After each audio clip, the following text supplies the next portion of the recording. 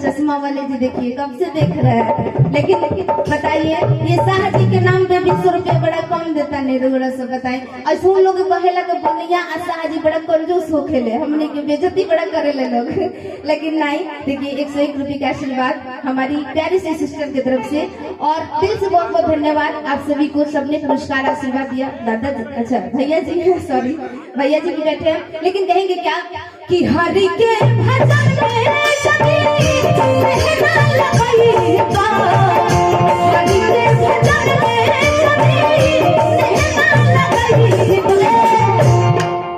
हमारे भैया जी, बड़े भैया जी, अंकल जी की तरफ से बहुत बहुत 51 रुपए का आशीर्वाद, बहुत बहुत दिल से धन्यवाद। लेकिन ऐसे एक बार हाथ उठा लीजिए सब लोग प्यार से, और मीठी मीठी तालियां बजा के आप लोग साथ दीजिएगा, तभी तो हम लोग गाएंगे प्यार से, क्योंकि चेहरे की मुस्कान बड़ा जरूरी होती है। और इनसे तो कहना नहीं पड़ेगा, ये तो टुकुर टुकुर दाख रहे, कैसे डर लग रहा है हमको, लेकिन डरना नहीं है, अपना गाते रहना है, हाँ मुस्कुरा के।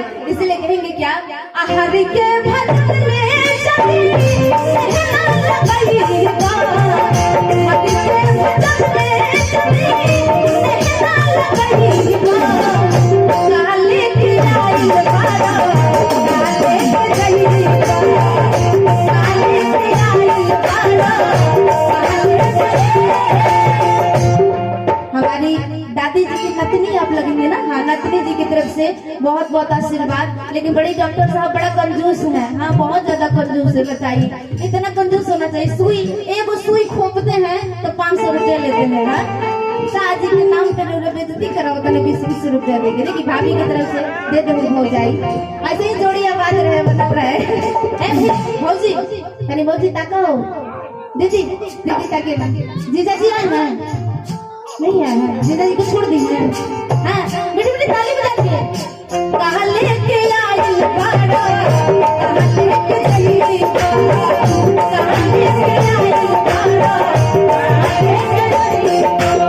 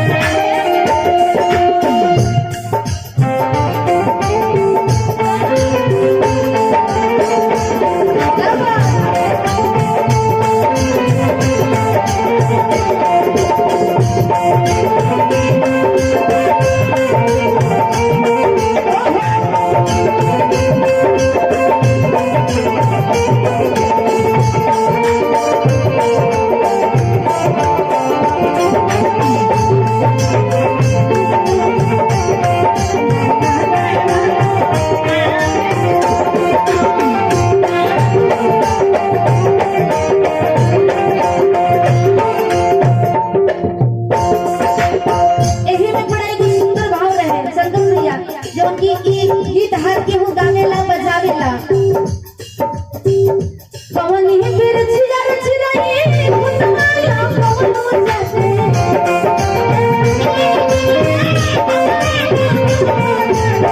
कौन ही फिर चिरा चिराई मुतमाला कौन जाते,